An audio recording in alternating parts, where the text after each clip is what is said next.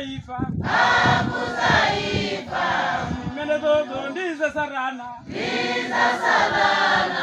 wema rutalo naye ambuye ameneyo zinalimbana